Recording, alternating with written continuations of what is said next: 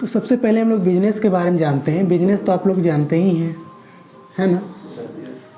Business कितना तरह का होता है? दो तरह का। पहला ट्रेडिंग, है ना। ट्रेडिंग जो क्या होता है? ट्रेडिंग लाभ कमाने के उद्देश्य से काम करता है। दूसरा नॉन ट्रेडिंग, जो लाभ कमाने के उद्देश्य से नहीं। ट्रेडिंग अकाउंट बोलते हैं। ट्रेडिंग जो व्यापार में जो आपका परचेज सेल करके जो जनरली जो मेन इसका मोटिव होता है वो प्रॉफिट अर्न करना होता है, ठीक है। जो लाभ कमाने के उद्देश्य से जो काम करते हैं ना, उसको हम लोग क्या बोलेंगे? ट्रेडिंग बोलेंगे, ठीक है। कोई दिक्कत है? जिसमें हम लोग का मेन मकसद क्या होता है? लाभ कमाना। बात समझ में आ गया ना? लाभ कमाना। अब हम लोग इसमें सीखे थे, क्या क्या सीखे थे बताइए तो? कौन कौन सा अकाउंट बनाना सीखे थे हम लोग? Trading account, profit and loss account, balance sheet. Generally इसमें बैलेंस शीट में कोई दिक्कत नहीं था, ये नॉर्मल बनता था बैलेंस शीट ना। अच्छा, हम लोग ये तो लाभ कमाने के उद्देश्य से काम इसमें नहीं करते थे ना, लाभ कमाने के उद्देश्य से काम करते थे। ये क्या होगा तब? जस्ट उल्टा। लाभ कमाने के उद्देश्य इसमें क्या रहेगा? लाभ कमाने के उद्देश्य नहीं रहेगा, है ना। सेवा देना रहेगा, समाज का वेलफेयर के लिए रहेगा, सोशलिज्म रहेगा, है कि नहीं। सबको लेके आगे बढ़ना रहेगा। लाभ कमाने का उद्देश्य नहीं होगा। समझ में आया ना? चलिए इसके बारे में थोड़ा सा लिखिए तो, एनपीओ लिख करके। और इसी को हम लोग क्या बोलते हैं? एनपीओ बोलते हैं ना। इसी को हम लोग एनपीओ बोलते हैं। कोई दिक्कत नहीं ना है इसमें? अच्छा, पहला है ट्रेडिंग, जो आपका ये सब बनाते थे, जो लाभ कमाने के उद्देश्य से काम करते थे, उसमें हम लोग ये सब प्रिपेयर करते थे। उसके बाद दूसरा है आपका नॉन ट्रेडिंग। नॉन ट्रेडिंग क्या होता है? लाभ कमाने के उद्देश्य से काम नहीं करते। इसका सबसे अच्छा एग्जाम्पल एनपीओ, और एनपीओ हम लोग का चैप्टर है, ठीक है। तो इसमें हम लोग जो भी काम करेंगे, किसका काम करेंगे? एनपीओ काम करेंगे, सोशलिज्म करेंगे, ठीक है। इसमें कोई पब्लिक का काम, मतलब जिसमें पब्लिक का प्रॉफिट हो, ऐसा काम नहीं करेंगे। मतलब सबका प्रॉफिट हो, सबका फ़ायदा हो, ठीक है। चलिए लिखिएगा एनपीओ और अंडरलाइन कीजिएगा।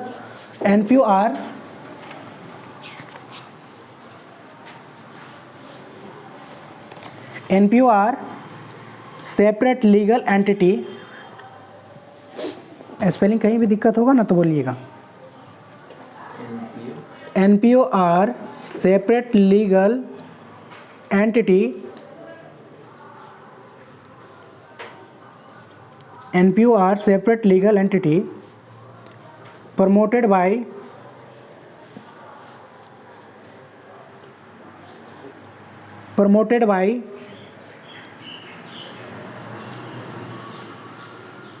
individual or enterprises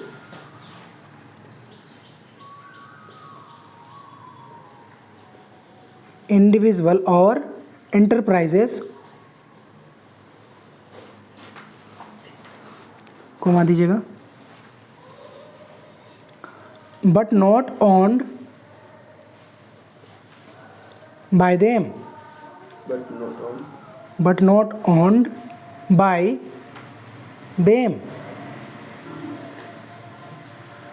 Our main objective is public welfare. By them.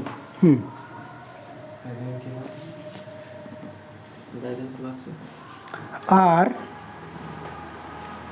main objective is public welfare. Objectives. क्या लिखें? Main objectives. Main objective public welfare.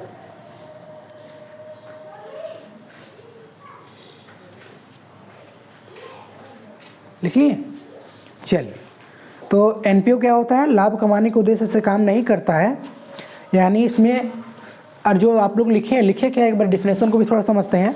लिखे आप लोग, NPO are separate legal entity promoted by individual और enterprises. इसको promote करेगा कौन? Individual या इंटरप्राइजेज। समझ में आ रहा है? इंडिविजुअल यानी कि कोई पर्सन भी कर सकता है, या कोई प्रमोटेड यानी कोई संस्था द्वारा भी किया जा सकता है, ठीक है। आगे क्या है आपका?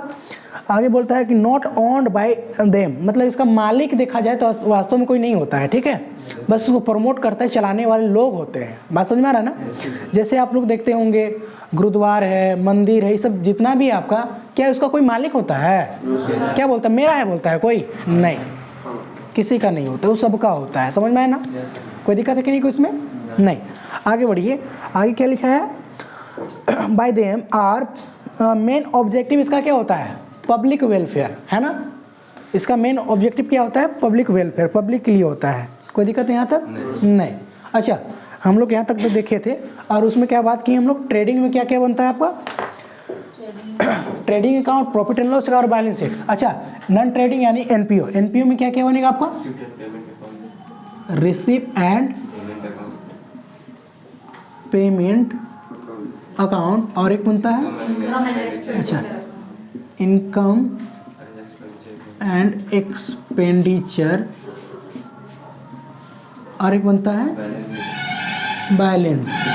ठीक है, देखा जाए तो लगभग इसी के जैसा, थोड़ा सा बस फर्क पड़ जाता है। देखिए ये जो आपका है ना, क्या चीज़? Receive and payment account just आपका डिटो है कैश बुक यानी कैश अकाउंट के जैसा। अगर कैश अकाउंट जानते हैं मतलब रिसीव और पेमेंट जानते हैं। कोई दिक्कत है इसमें? नहीं। नेक्स्ट आपका इनकम एक्सपेंडिचर अकाउंट जस्ट किसका जैसा है? प्रॉफिट एंड लॉस के जैसा। प्रॉफिट एंड लॉस आप लोग बनाना अगर सीख गए हैं, जानते हैं पहले से, तो आपको इसमें ज़्यादा परेशानी नहीं होगा। ठीक है, उसके बाद बैलेंस शीट, बैलेंस शीट, आप बैलेंस शीट यहाँ पर सीखे हैं। बैलेंस शीट नॉर्मल यहाँ पर किसी को किधर भी लिख देते तो चलता था, लेकिन यहाँ पर फंड बेस्ड चलेगा। फंड, ठीक है ना, फंड मीन कैपिटल। समझ में आ रहा है? वो समझाएंगे, एक एक चीज़ को हम लोग लेके चलेंगे साथ में। ठीक है, तो आज हम लोग पहले एक एक चीज़ को हम लोग शुरू करते हैं और कंप्लीट करने की कोशिश करते हैं। सबसे पहले लिखिएगा रिसीव और पेमेंट अकाउंट।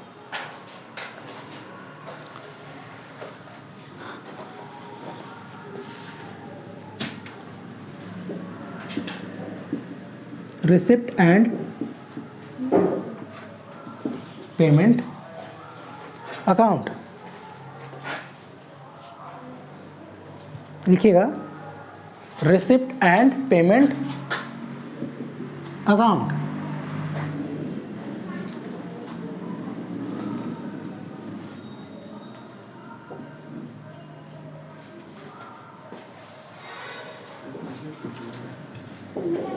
कमिंग, ये डेबिट साइड होता है आपका, ये रिसिप्ट है आपका, ये अमाउंट रहेगा आपका, है ना, ये पेमेंट रहेगा।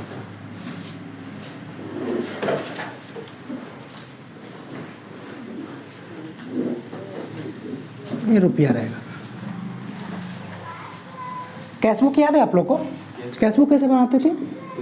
कैश बुक या कैश अकाउंट बोल दे, डेबिट क्रेडिट, जहाँ से भी पैसा आता था डेबिट में लिखते थे। इधर ध्यान दीजिए, इधर थोड़ा सा इधर ध्यान दीजिए। जहाँ से भी पैसा आता था आप डेबिट में लिखते थे, जहाँ से भी पैसा, कहीं भी पैसा जाता था आप क्रेडिट में करते थे कि नहीं? बस वही चीज़ को इसमें थोड़ा सा फोकस करना है। बस कहीं से भी पैसा आया आपको फ़र्क नहीं पड़ना है, बस पैसा आना चाहिए। कहीं से भी आया आपको नोट कर देना है। ठीक है, कोई दिक्कत है? कहीं से भी आए, किसी को बेचें या फिर आपका इनकम हुआ कहीं से भी, आप डायरेक्ट लिखिएगा। उसके बारे में आपको ऑडिट नहीं करना है, उसके बारे में आपको डॉक्टरी नहीं करना है कि क्या हुआ, कहाँ से आया, क्या हुआ, सीए नहीं बनना है आपको। समझ में आ गया ना? डायरेक्ट आपको लिख देना है। क्लियर है? कोई दिक्कत है किसी को? नहीं। अच्छा, लिखेंगे तो ठीक है, लेकिन सबसे पहले अगर मान के चलिए ऑर्गेनाइजेशन जो है, अगर पिछला बार मतलब बहुत पहले से काम करते आ रहा होगा तो इसका कुछ ओपनिंग बैलेंस रहता है ना। आप देखे होंगे कैश बुक का भी ओपनिंग बैलेंस रहता है, जिसको हम लोग हमेशा क्या करते हैं, टू बैलेंस बीडी लिखते थे कि नहीं? तो इसका भी कुछ अगर ओपनिंग बैलेंस रहेगा तो क्या लिखेंगे? टू बैलेंस बीडी, है कि नहीं? बीडी में आपका दो तरह का बैलेंस हो सकता है, चाहे तो कैश होगा या बैंक हो। कैश होगा तो कैश इन हैंड लिखेंगे, अगर बैंक का होगा तो क्या लिखेंगे? कैश एट बैंक लिखेंगे। दोनों का जो भी फिगर होगा उसको ऐड कीजिएगा और टोटल को ऐड करके यहाँ कर दीजिएगा। समझ में आया ना?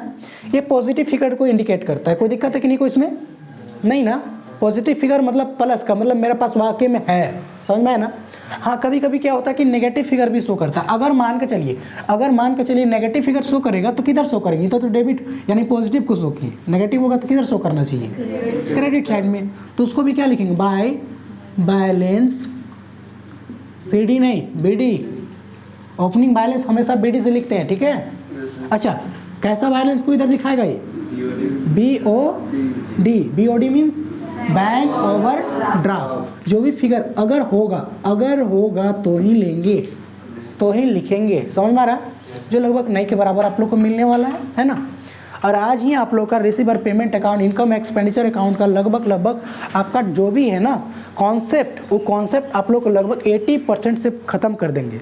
बस 20% बच जाएगा जो आप लोग का क्वेश्चन के साथ में हम लोग सीखेंगे, समझ में आ रहा है ना। एक ही बार कॉन्सेप्ट दे देने पर भी पूरा क्लियर नहीं होता है, ठीक है ना। तो उसको प्रैक्टिस करना पड़ेगा। एडजस्टमेंट जो है, एडजस्टमेंट को एक ही बार कैसे सिखाएंगे, है कि नहीं? प्रॉब्लम है ना। तो उसको हम लोग क्वेश्चन के साथ में चलेंगे, ठीक है। कोई दिक्कत यहाँ तक कि नहीं को? नहीं। हम क्या बोले, जहाँ से पैसा आए डेबिट कर दीजिए, जहाँ भी पैसा जाए क्या कीजिएगा? क्रेडिट कीजिए। कहीं भी पैसा जाएगा उससे फ़र्क नहीं पड़ता आपको, बस पैसा जाना चाहिए। पैसा जाए क्रेडिट कीजिए, पैसा आए डेबिट कीजिए, बस। समझ में आ गया ना? कोई दिक्कत इसमें? अच्छा, हम लोग जब कैश बुक बनाते थे तो पैसा कहीं से सबको लिखते थे। उसमें 2 तरह का ट्रांजेक्शन होता है, हमेशा 2 तरह का। अब इसको 2 तरह में बोल कह रहे हैं क्योंकि हम लोग को क्या सीखना है? इनकम और एक्सपेंडिचर अकाउंट। अगर ये नहीं सीखना रहता ना, सिलेबस में नहीं होता या हम लोग को सीखना ही नहीं रहता, तो हम कोई यहाँ पर ही नया चीज़ लिखते ही नहीं। लेकिन 2 चीज़ लिख रहे हैं, 2 वर्ड लिख रहे हैं जिसको समझना बहुत ज़्यादा ज़रूरी है, ठीक है। आपका इनकम होगा ना, मेनली 2 ही तरह का हो सकता है। पहला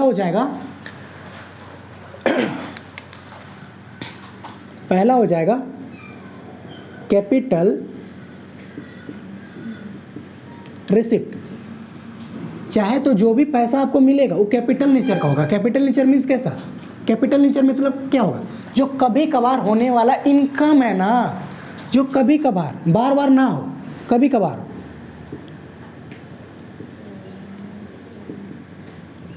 समझ में आ गया ना? जैसे अगर मान के चलिए आपके पास लैंड है, तो लैंड को डेली बेचते हैं कोई? बिल्डिंग है, बिल्डिंग कोई डेली बेचता है? तो कैपिटल नेचर का रिसीट है, कभी कभार ना बिकेगा। फर्नीचर है, गुडविल है, जितना भी एसेट्स है कि नहीं, उसको कोई बेचेगा तो बार बार तो नहीं बेचेगा। समझ में आ रहा है ना? या और क्या हो सकता है बार बार बेचने वाला? हाँ या ना? रेवेन्यू रिसिट, जो बार बार हो। अब बार बार का होगा? रेंट रिसीव, हर महीना रिसीव करेंगे, हाँ या ना? हर महीना रिसीव करेंगे। या फिर क्या हो सकता है? डोनेशन, या हाँ सैलरी कोई रिसीव करता है, ऑर्गेनाइजेशन रिसीव करेगा। ऑर्गेनाइजेशन समझ रहे कि नहीं? ऑर्गेनाइजेशन संगठन है। अब संगठन थोड़ी ना बोलेगा सैलरी दे दो, ये तो सैलरी देगा ना, लेगा थोड़ी ना, हाँ या ना? सैलरी देगा। इसके लिए इनकम क्या हो सकता है? Rent receive, interest receive. हाँ, कहीं पर अगर मान के चलिए इन्वेस्टमेंट किया होगा तो उसे इंटरेस्ट मिलेगा, हाँ या ना? चाहे वो गवर्नमेंट के सेक्टर में इन्वेस्ट किया है या फिर नॉन गवर्नमेंट के सेक्टर में इन्वेस्ट किया है, कहीं इन्वेस्ट किया है, उसका इंटरेस्ट रिसीव हुआ, लिख दीजिए। समझ में आ गया ना? कोई दिक्कत है किसी को? चलिए आगे बढ़ते हैं। रेवेन्यू रिसीट समझ में आया कि नहीं? कैपिटल रिसीट, वो आपको इसमें टेंशन नहीं लेना है, कहीं से भी पैसा डायरेक्ट आपको लिख ही देना है बस। रिसीवर पेमेंट में कोई दिक्कत नहीं है। दिक्कत कहाँ पर ही होता है उसको क्लियर कराएंगे, लेकिन उसी के लिए अभी से तैयारी करके चलेंगे हम लोग। कंजर्वेटिज्म कॉन्सेप्ट जानते हैं ना? क्या बोलता है? फ्यूचर में होने वाले क्या, हाँ, रिकॉर्ड करना है, लेकिन प्रॉफिट को नहीं। तो हम लोग को फ्यूचर में जो भी पढ़ना है उसके लिए अभी से हम लोग प्रावधान करके चल रहे हैं, ठीक है? समझ में आ रहा ना? चलिए, तो अच्छा, इसमें क्या लिखें आप? 2 तरह का इनकम लिखिए। कैसा इनकम लिखेंगे? चाहे तो इनकम दो ही तरह का हो सकता है, चाहे तो कैपिटल रिसीव होगा या फिर रेवेन्यू रिसीव। इसके अलावा दुनिया में कोई और इनकम नहीं होगा। समझ में आ गया ना? ठीक, आगे बढ़ते हैं हम लोग। आगे क्या है? रिसीवर पेमेंट में अगर आप इस साइड लिख रहे हैं, इसका मतलब खर्चा लिखने वाले, हाँ या तभी तो पैसा जाएगा ना। इधर ध्यान दीजिए, क्या हो सकता है बता दीजिए? कैपिटल पेमेंट या एक्सपेंडिचर, दोनों ठीक है। पेमेंट ही असल में होता है, एक्सपेंडिचर खर्चा होगा तभी तो पेमेंट होगा ना। कोई दिक्कत है कि नहीं को? जो कैसा होगा? कभी कभार होने वाला है। अच्छा, और क्या हो सकता है?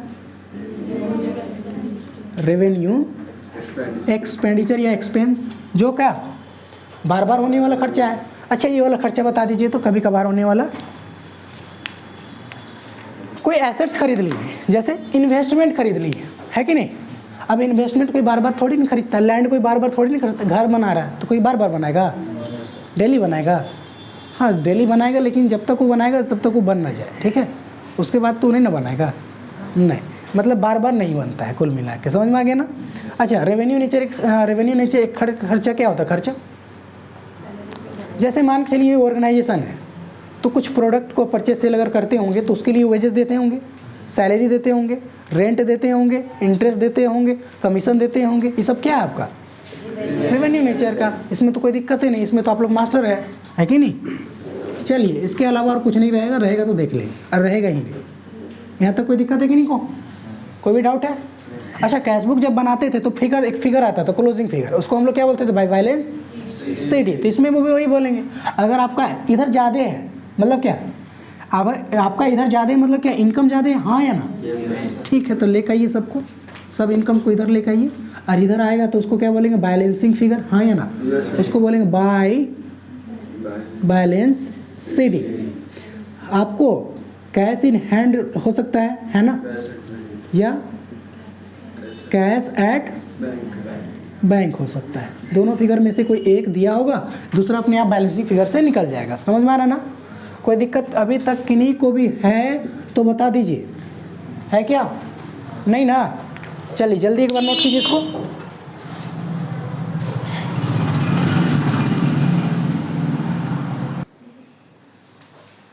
चलिए लिखिएगा इनकम एंड एक्सपेंडिचर अकाउंट।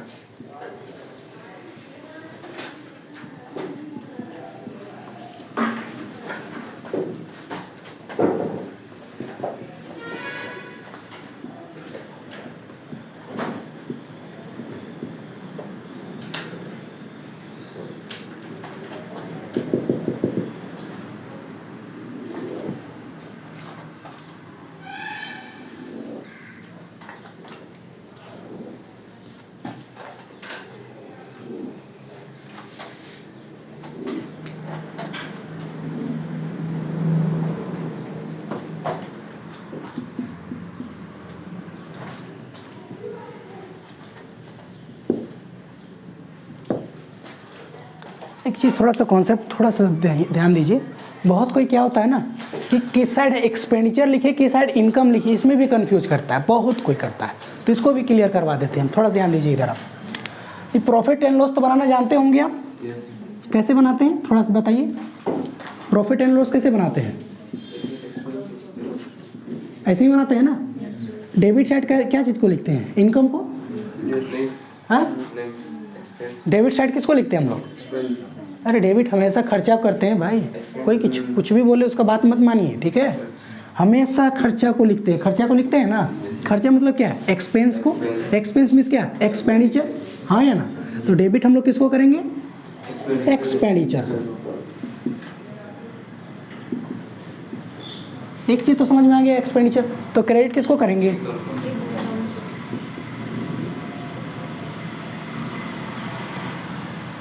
आगे बढ़ें आप, ठीक है। चलिए, तो इसमें क्या सीखें आप लोग? जितना भी खर्चा होगा क्या करना है? डेबिट करना है। अच्छा, एक चीज़ ध्यान दीजिएगा, इसमें ना कोई भी खर्चा को नहीं लेता है, कोई भी इनकम को नहीं लेता है। इसमें बस एक ही तरह का, इसमें दोनों तरह का लेता था ना सब, मतलब जितना भी इनकम था, जितना भी एक्सपेंस, सबको लेता था। कौन? रिसीव और पेमेंट। लेकिन इनकम एक्सपेंडिचर वैसा नहीं, बस किसको लेगा? ये कहाँ गया? बस यही दोनों को लेगा, इसके अलावा कुछ नहीं लेगा। समझ में आया कि नहीं? नोट मत कीजिए, समझिए पहले। हम क्या बताएं, कैसा खर्चा को लेगा? रेवेन्यू नेचर का।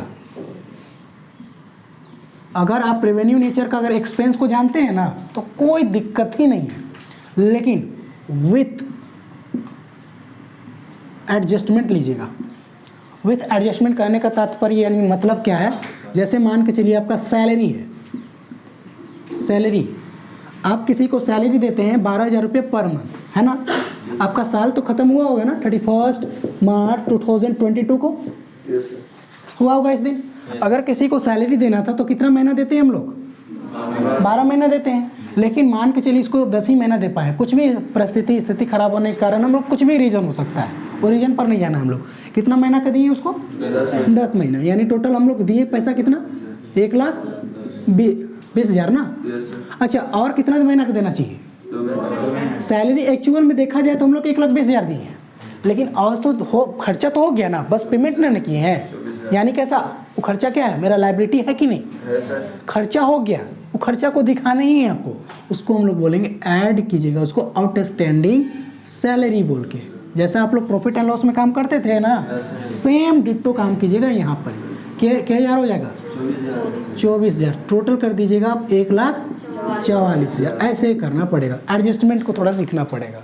मेन एडजस्टमेंट है, अगर एडजस्टमेंट से गए हैं तो काम हो जाएगा। समझ में आ गया ना, मतलब जितना भी रेवेन्यू नेचर का खर्चा हो, रेवेन्यू होना चाहिए, रेवेन्यू, जितना भी रेवेन्यू नेचर खर्चा है सबको आप ले लीजिए। अगर डेबिट साइड रेवेन्यू नेचर खर्चा लेते हैं तो क्रेडिट साइड किसको लीजिएगा,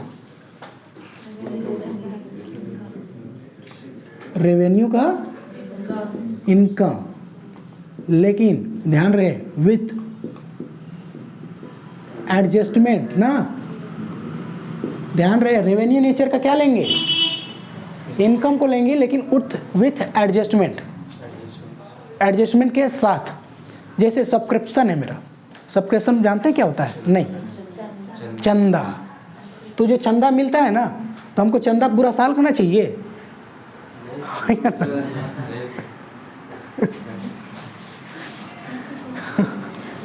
जो चंदा लेते हैं साल ही करना चाहिए पूरा का।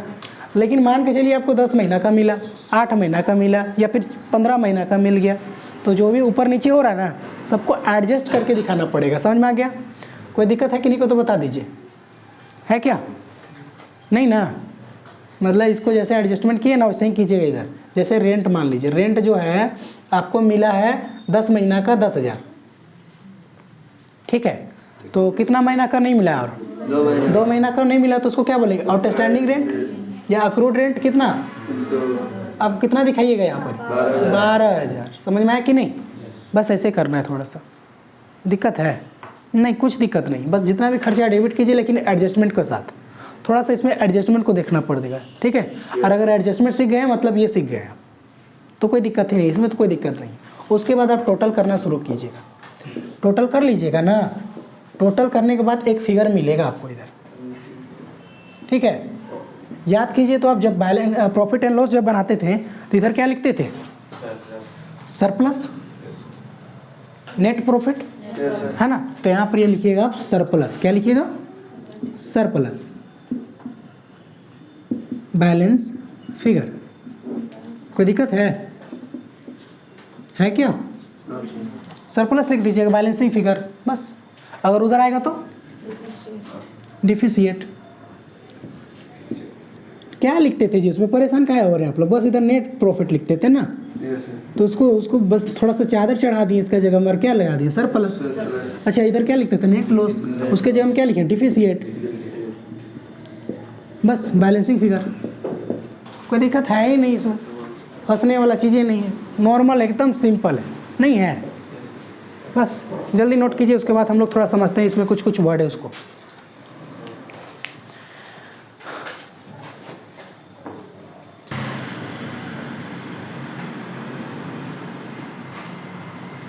चलिए, तो सबसे पहले क्या देखते हैं, कैपिटल एक्सपेंडिचर लेके चलते हैं ना।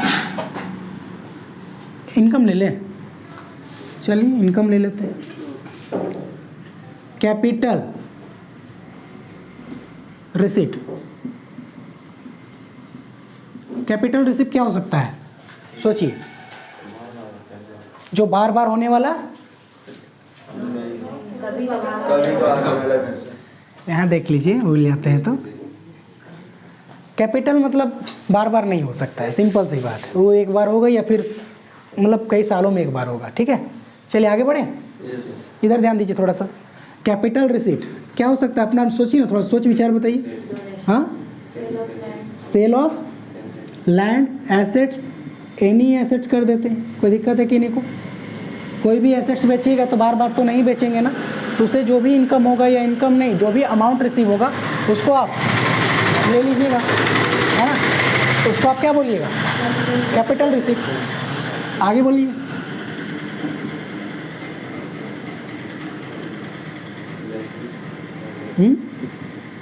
Specific donation. स्पेसिफिक डोनेशन क्या होता है, जैसे मान के चलिए हम लोग का एनपीओ है ना, ध्यान दीजिए थोड़ा सा। हम लोग क्या करते हैं, आजकल के लोग क्या करते हैं कि पढ़ाई लिखाई करके ज़्यादा ही होशियार हो जाते हैं और अपना मम्मी पापा घर से बाहर निकाल देते हैं। तो हम लोग क्या चाहते हैं कि नहीं, जो भी निकालेंगे ना उसको हम लोग मम्मी पापा अपना बना लेना है, एक घर दे देना है, ठीक है। इसमें बस वही रहेंगे, मतलब कौन, सबका मम्मी पापा, जो निकाल देता है उसका, मतलब उसको क्या बोलते हैं हम लोग, क्या आश्रम, वृद्धाश्रम, ठीक है। तो इसमें जो भी निकालेंगे उसको ला करके यहाँ रखेंगे, ठीक है। तब तो हम लोग बहुत अच्छा काम कर रहे हैं, हाँ या ना, बहुत अच्छा काम कर रहे हैं। इधर से अमिताभ बच्चन गुजर रहे थे, है ना, किधर जा रहे थे, गुमला, तो इधर से दिख गए वो लोग, है ना, हम लोग को पोस्टर बड़ा सा लगा हुआ था, देख लिए। अब थोड़ा सा विजिट करने आ गए, अरे बोले बहुत अच्छा भाई साहब, आप तो बहुत अच्छा काम कर रहे हैं। वो क्या किए, एक चेक निकाले बड़ा सा और उसमें 1 करोड़ लिखे और साइन करके दे दिए, और क्या बोले कि आप इसका जो खर्चा कीजिएगा, यहाँ तरफ चारों तरफ बाउंड्री नहीं, बाउंड्री करवा दीजिएगा, ठीक है। समझ में आ रहा है? वो एक मकसद से पैसा दे के गए हैं। वो क्या करने के लिए दिए, बाउंड्री करवाने के लिए दिए, या फिर छोटा सा यहाँ पर कुछ फ्लैट यानी बिल्डिंग बनाने के लिए दिए। बात समझ में आ रहा कि नहीं? आपको पता है कि वो पैसा किसके लिए मिला है, उसको वही जगह में खर्चा करना है। समझ में आया ना? हम लोग को पता है वो पैसा कहाँ खर्चा करना है, तो उसी को हम लोग बोलेंगे स्पेसिफिक डोनेशन। समझ में आ गया? किसी को दिक्कत है? या ऐसे बोल सकता है कि नीचे आपका जो फर्श है ना, वो उबड़ खाबड़ है, मतलब सही नहीं है, उसको आप क्या कीजिए, पूरा फर्श को साफ प्लेन करवा के उसमें ढलाई मरम्मत करवा दीजिए, है कि नहीं? तो कोई पर्पस से दिया जा रहा है, उसी को बोलेंगे स्पेसिफिक डोनेशन, मतलब कोई स्पेशल पर्पस के लिए दिया जाएगा। समझ में आ गया ना? कोई दिक्कत है? नहीं। अच्छा ठीक है, यहाँ तक तो कोई दिक्कत नहीं है। अब फिर से यही रास्ता से कोई गुजर रहे थे, तो उसको पकड़े हम लोग थोड़ा सा हाथ को और बोले कि भाई साहब आप क्या करो, 1 लाख रुपया दे दो और पूरा ज़िंदगी के लिए मेरा जो NPO है ना, वृद्धा आश्रम जो है, उसका आप क्या बन जाओ, मेंबर बन जाओ। मालिक नहीं, मालिक कोई नहीं बनता है ना, मेंबर बन जाओ। समझ में आ रहा कि नहीं? उसको हम लोग बोलते हैं लाइफ मेंबरशिप फी। समझ में आ गया ना? लाइफ मेंबरशिप फी, पूरा जिंदगी, पूरा जीवन के लिए एक बार पैसा दीजिए, अब मेरा जो भी NPO है उसका क्या बन जाइए, एक मेंबर बन जाइए, सदस्य बन जाइए। क्लियर है? कोई दिक्कत है कि नहीं को? नहीं। अब आप लोग पहलका का पिक्चर देखते रहते हैं, है ना? जब मम्मी या पापा डेथ करते हैं तो क्या बोलते हैं, जो भी प्रॉपर्टी होता है वो क्या बोलते हैं, डोनेट कर देना, लिख देते हैं कुछ कुछ उसमें, देखें हैं? तो उसको हम लोग क्या बोलते हैं, बंटवारा। वाह। तो जिसका तो खैर बच्चा है तो ठीक है, लेकिन जिसका ना हो क्या करेगा, डोनेट कर देगा। ऐसा NPO ऐसा ट्रस्ट को क्या करेगा, वो डोनेट कर देगा। उसको हम लोग बोलते हैं लेगेसीज। क्या बोलते हैं? लेगेसीज। इसको बोलते हैं वसीयत। जानते हैं वसीयत क्या होता है? अब वसीयत देखिए, ध्यान दीजिएगा, ये आपका थोड़ा कन्फ्यूजन का चीज़ है, हम पहले ही बता दे रहे हैं। देखिए TS ग्रेवाल का बुक में ना, इसका जितना भी क्वेश्चन को सॉल्व किया है, इसको एज ए ट्रीट किया है क्या, रेवेन्यू रिसिट। रेवेन्यू रिसिट ये आपका कैपिटल, ये हम क्या लेके बता रहे हैं अभी, हम कैपिटल रिसिट। लेकिन TS ग्रेवाल का बुक में क्या कैसा ट्रीट किया है, रेवेन्यू रिसिट माना है, ठीक है। तो आपको ध्यान में रखेंगे, लेगेसीज जो है ना, ये आपका रेवेन्यू नेचर का भी कभी कभी हो जाता है। तो जब भी ऐसा क्वेश्चन आए आपका जगह, तो आप इसको एज ए ट्रीट कीजिए क्या, कैपिटल एक्सपेंडिचर। अगर आप चाहते हैं कि नहीं रेवेन्यू या कैपिटल दोनों में से किसी को भी यूज़ करना चाहते हैं, तो उसके लिए एक वर्किंग नोट लिख दीजिएगा कि लेगेसीज इनकम जो है, लेगेसीज रिसिट जो है, उसको आप क्या ट्रीट किए हैं, एज ए रेवेन्यू रिसिट या कैपिटल रिसिट। अगर कैपिटल रिसिट ट्रीट कीजिएगा तो रिसिट पेमेंट में जाएगा, रेवेन्यू रिसिट ट्रीट कीजिएगा तो कैपिटल रेवेन्यू एक्सपेंडिचर में तो भी जाएगा। उसमें उसको फर्क नहीं पड़ता है कहाँ से पैसा आ रहा है, कहीं से भी, कहीं से क्या बोलता है, कहीं से भी पैसा ले लेना है, बोलता है कि नहीं? इसको तो फर्क ही नहीं पड़ता। फर्क तो इसको पड़ता है, ये किसको लेता है, तो रेवेन्यू मानिएगा तब यहाँ लीजिएगा, नहीं मानिएगा तो कहाँ लीजिएगा। समझ में आ रहा कि नहीं? कोई दिक्कत है कि नहीं को? नहीं, बस इतना थोड़ा ध्यान दीजिएगा। कोई दिक्कत है? चलिए थोड़ा सा इसका अपोजिट देखते हैं। हाँ, डाउट है? नहीं बोलिए अगर डाउट है तो आगे बढ़ जाते हैं। सेकंड इसका क्या ले लें, इसका जस्ट उल्टा कैपिटल एक्सपेंडिचर। कैपिटल एक्सपेंडिचर क्या होगा? जो कभी कभार होने वाला एक्सपेंस मीन्स खर्चा। तो सोचिए ना, खर्चा कभी कभार का हो सकता है। अगर कोई एसेट्स खरीदेगा तो बार बार खरीदिएगा, हैं? बताइए ना, बार बार खरीदिएगा। परचेज ऑफ एनी एसेट्स, देखिए ना, इसी का उल्टा लिख दिया ताकि आपको समझ में जल्दी आए। समझ में आ रहा ना? और क्या हो सकता है? हाँ, क्या बोले? कंस्ट्रक्शन ऑफ, यही दो हो सकता है, इसके अलावा कुछ नहीं होगा। समझ में आ गया ना?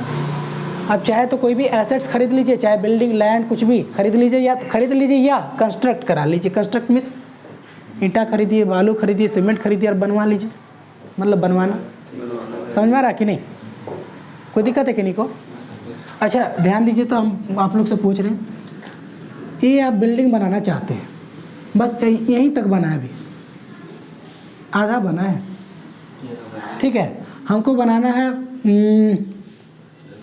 10 तल्ला बनाना है, ये बना 5 ही तल्ला। अभी तक, अभी का डेट में, और साल ख़त्म हो गया, साल ख़त्म हो गया ना, साल ख़त्म हो गया, 31 मार्च 2022 आ गया, साल ख़त्म हो गया। क्या ये मेरा एसेट्स है? Yes sir. क्या इसको आप शो करना चाहेंगे? इसमें किस में शो करना चाहेंगे? बैलेंस शीट में, हाँ या ना? यहाँ थोड़ी लेंगे हम लोग, यहाँ थोड़ी ना खर्चा हुआ है हम लोग का हाँ? खर्चा थोड़ी ना हुआ है क्या जी? इधर तो बोल रही खर्चा नहीं हुआ है। अरे बालू खरीदे हैं, उसमें एक एक जो क्वांटिटी, जो यूनिट जो लगा है ना, सब पर खर्चा हुआ है। वेजेस दिए होंगे वर्कर को, मैनेजर होगा, मैनेजर को सैलरी दिए होंगे, देख रेख करने के लिए हम कोई गार्ड को रखे होंगे, उसको सैलरी दिए होंगे। कंक्रीट जो लगा होगा, क्या बोलते हैं इसको, ईंट जो लगा होगा, गिट्टी जो लगा होगा, सीमेंट जो लगा होगा, सबका पैसा दिए होंगे ना, खर्चा तो हुआ ना। सबको यहाँ पर ही दिखाएंगे आप। कहाँ? रिसीव पर पेमेंट। क्या यहाँ पर ही दिखाएंगे? क्या कैपिटल रिसीट या कैपिटल एक्सपेंडिचर को यहाँ पर ही शो करेंगे? नहीं, दोनों में से किसी को शो यहाँ पर ही नहीं करेंगे। रीजन समझ में आ रहा क्यों नहीं करेंगे? क्या लेते हैं, किसको लेते हैं? बस रेवेन्यू नेचर का लेते हैं। रेवेन्यू नेचर का इनकम, रेवेन्यू नेचर का एक्सपेंडिचर को ही लेंगे। इसके अलावा कोई भी चीज़ बोले, आपको कितनों बकाया, आप बकेंगे नहीं। समझ में आ गया ना? आगे बढ़ जाए हैं? चलिए, अब तो समझ में आ गया कैपिटल रिसीट क्या है, कैपिटल एक्सपेंडिचर क्या है। अब हम लोग थोड़ा सा आगे बढ़ते हैं, और आगे किसको ले लें? रेवेन्यू रिसीट, और इसको तो बताने की जरूरत ही नहीं है ना। रेवेन्यू रिसिप्ट क्या हो सकता है? रेवेन्यू रिसिप्ट बताइए। जो बार बार होने वाला क्या? इनकम। जो बार बार होने वाला इनकम होगा उसको ले लीजिएगा। जैसे क्या हो सकता है बताइए? हाँ, rent receipt, commission receipt, interest receipt, ये क्या है आपका? बार बार होने वाला इनकम है। लेकिन कुछ और एक वर्ड क्या बताए थे इधर से? जनरल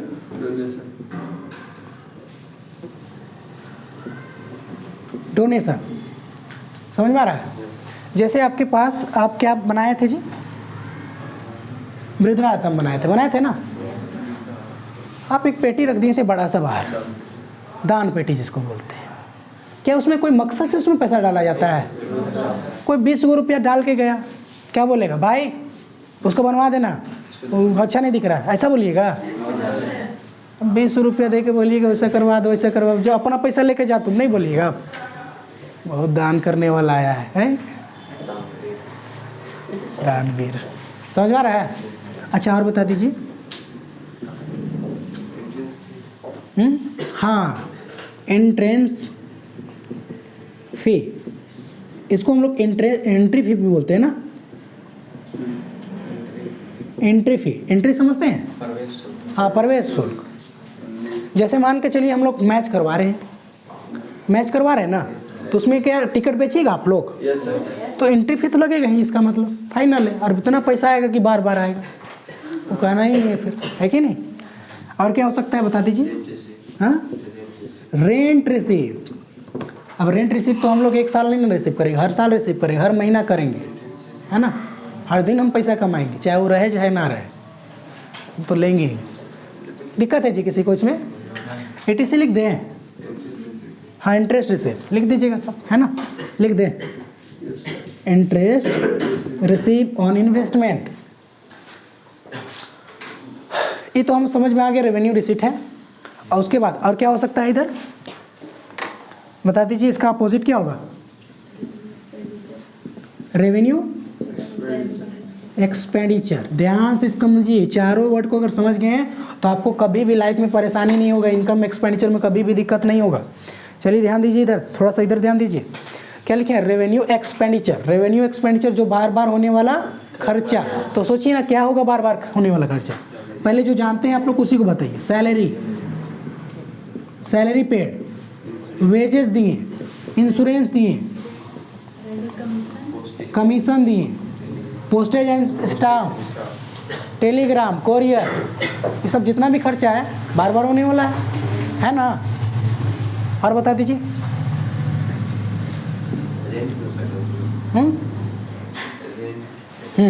रेंट भी रिसीव, रेंट पेड, हाँ हो जाएगा, एकदम होगा। रेंट लिख देते हैं। चलिए, आपका ख्वाहिश पूरा कर दी। चलिए थोड़ा सा आगे समझते हैं ना।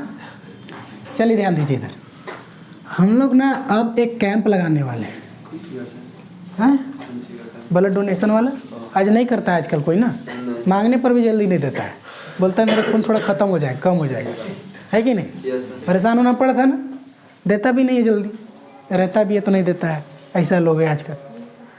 तो हम लोग एक कैंप लगाने वाले हैं, और वो कैंप में जब हम लोग डोनेट करने के लिए सबको प्रोत्साहित कर रहे थे तो कोई देने ही नहीं चाह रहा था, कोई देने नहीं चाह रहा था। तो कोई पॉलिटिशियन या फिर कोई जिसका पास स्पेशल मार्केट में गुडविल है, जिसको लोग बहुत लोग मतलब लगभग सभी को जानते हैं, है कि नहीं। तो कोई ऐसा पर्सन को पकड़ लिए हम लोग, अब बोले कि सर थोड़ा सा डोनेट कर दीजिए, है ना। तो वो आए और डोनेट करके गए। किसको बुला लें? अमिताभ बच्चन बुरा है जी, बुरा दीजिएगा उसको। उसको बार बार मत बुलाइए, वो तो दे के गए ना एक बार। चलिए शाहरुख खान को बुला लेते हैं। चलिए इधर ध्यान दीजिए, शाहरुख खान को बुला लेते हैं, बहुत पैसा कमा रहे हैं अभी। अच्छा, सलमान खान को और ज़्यादा कमा रहे हैं, तो बुला लेते हैं उसको, ठीक है। अब उसको बुलाएं, अब बोले कि सर थोड़ा सा डोनेट कर दीजिए हम लोग को ब्लड, है ना। यहाँ पर कोई देना नहीं चाह रहा। अब सलमान खान जब बने, एक पिक्चर आया था उसका, पता है आप लोग को? टाइगर, एक था टाइगर, हाँ एक था टाइगर, एक था टाइगर आया था ना। तो कुछ नहीं किया था, बस एक गमछा को यहाँ पर ही ऐसे लिपट लिया था। तो हम बाहर, जब बाहर आप लोग निकलते होंगे ना, सब लड़का गमछे लेके निकले। तो अच्छा, उसके बाद एक मूवी आया, उसमें ब्रेसलेट पहन ले रहता है वो, है ना। अच्छा, वो एनी टाइम पहन ले रहता है। तो लड़का लोग क्या किया ना, वो ब्रेसलेट लेके घूम ले चल रहा, मतलब जो हीरो लोग को देखता है उसका कॉपी करना शुरू कर देता है। तो हम लोग उसको पकड़ लिए, सलमान खान को पकड़ लिए और उसको पकड़ के लाए, चलिए सर थोड़ा सा डोनेट कर दीजिए। अब उसको बुला के लाए, उसको हम लोग क्या किए, 1 करोड़ रुपया दे दिए। और उसके कारण पता है, जगह नहीं था, इतना ब्लड मिल रहा था। इतना मिलने लगा, तो फ़ायदा समझ रहे हैं उसका, बहुत ज़्यादा बेनिफिट हो गया। अब उसको आए तो उसके सम्मान करने के लिए एक बड़ा सा चेक हम लोग कितना का निकाले, 1 करोड़ का निकाल के दे दिए। अच्छा, खर्चा हुआ कि नहीं हुआ ना। तो उसको हम लोग बोलते हैं क्या, पता है किनको? ऑनरेरियम, ठीक है, समझ में आ गया ना। एकदम भूलिएगा नहीं इसको, ये बहुत डेंजर चीज़ है, भुलवा देता है, समझे। आप लोग थोड़ा सा ध्यान में रखेंगे, हम वर्ड को थोड़ा सा साइन कर दे रहे हैं, आप लोग याद रखेंगे। सबसे ज़्यादा इंपॉर्टेंट ये है, मतलब सभी है, इसमें जितना भी लिखे ना 4-5 को सब इंपॉर्टेंट है, लेकिन ये बार बार मिलेगा आपको, है ना, ये मिलेगा। अच्छा, हम इसमें क्या लिखे, स्पेसिफिक डोनेशन, इसमें लिखे जनरल डोनेशन। अगर कुछ ना लिखे, बस डोनेशन लेगा तो क्या ट्रीट कीजिएगा, जनरल डोनेशन, सिंपल सी बात है, जनरल डोनेशन, कहीं भी पैसा खर्चा कर दीजिए उसका। अच्छा, एक सेकेंड, यहाँ पर क्या लिखे हैं, और यहाँ पर ही इसको आप ओनली कहाँ लेके जाइएगा, दोनों को, पेमेंट और receive. Receive and payment account only, ठीक है, समझ में आ रहा है? Yes sir. अच्छा, ये क्या है? रिसीव, रेवेन्यू रिसीट और कैपिटल रिसीट, इसको कहाँ लेके जाइएगा? इनकम एक्सपेंडिचर में भी लेके तो जाएंगे ही, लेकिन साथ में यहाँ भी लेके जाएंगे। मतलब आपका जो नीचे वाला है दोनों जगह जाने वाला है, समझ में आ रहा है? ये जो नीचे दोनों है ये दोनों जगह जाने वाला है। अगर यहाँ आएगा तो एडजस्टमेंट आएगा, यहाँ तो एडजस्टमेंट चलता ही नहीं है। चलेगा? बोलेगा क्या ही बोलता, कैश नेचर का है। कैश भैया पैसा आएगा लिखेंगे, जाएगा लिखेंगे। अब 10 महीना का मिले या 50 साल का मिले, आएगा तो लिखना है, नहीं मिला तो नहीं लिखेंगे। मतलब ये चलता कैसे है? Cash basis. समझ में आ रहा है? ये अक्रूवल बेसिस नहीं चलता है, समझ में आ रहा है? अक्रूवल नहीं चलता। थोड़ा सा इसके बारे में लिख लीजिएगा। चलिए लिखिए, तो थोड़ा सा लिखिए। रिसीव और पेमेंट अकाउंट लिख के अंडरलाइन कीजिए, डैश दीजिए जल्दी। रिसीव एंड लिख लिए, रिसीव और पेमेंट अकाउंट लिख के अंडरलाइन कीजिए। पॉइंट नंबर 1, पॉइंट नंबर 1,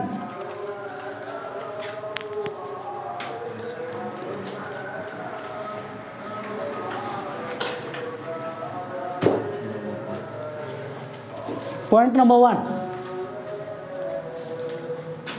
लिख लिए। Yes sir. This account just like cash account. थोड़ा फास्ट लिखेंगे बाबू। This account just like cash account. Point number 2,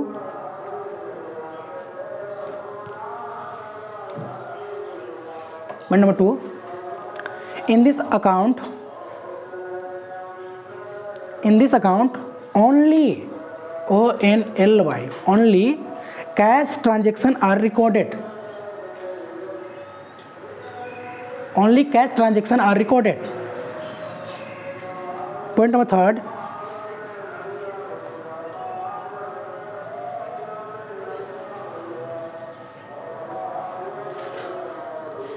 in this account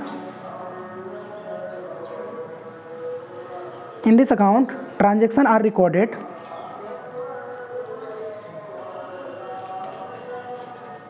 In this account transaction are recorded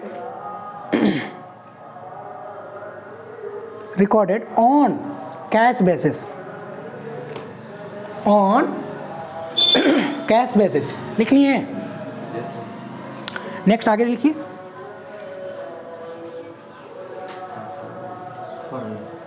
point number 4, capital and revenue nature are capital and revenue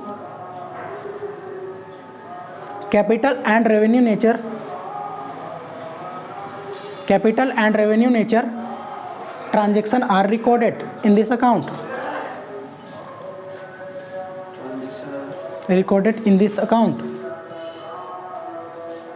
capital and revenue nature transaction recorded in this account. Transaction are recorded in this account. लिख लिए? कोई दिक्कत इसमें? Next लिखिएगा क्या है? Income expenditure account. फटाक से लिखिए। इनकम एक्सपेंडिचर लिखिएगा। Point number 1,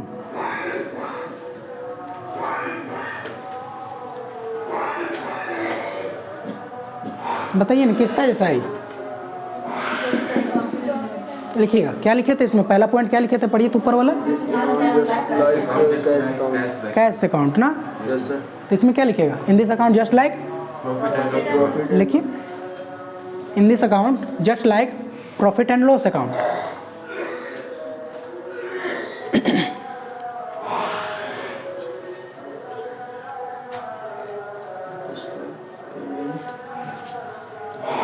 in this account just like profit and loss account. Next point,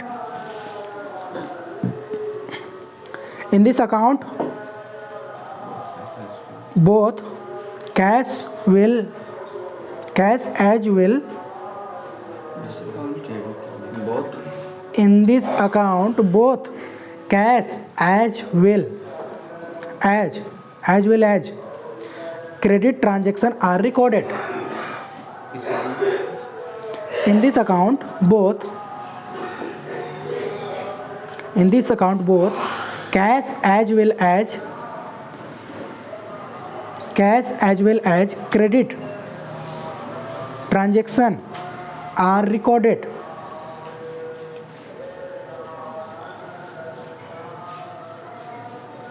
लिख लिए। Point number next, in this account transaction are recorded on accrual basis। in this account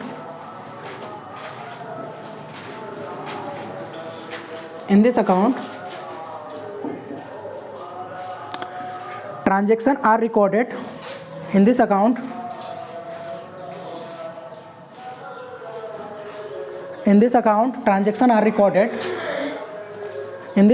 transaction are recorded on accrual basis। लिख लिए।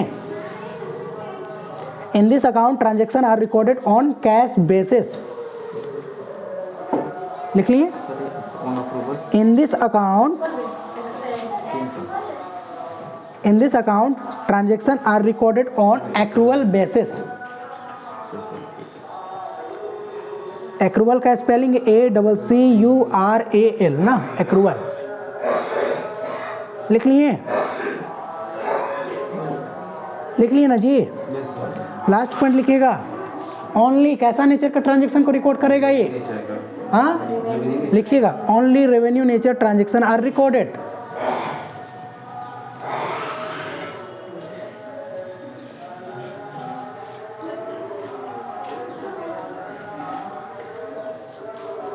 Only revenue nature transaction are recorded. लिख लिए? ठीक है।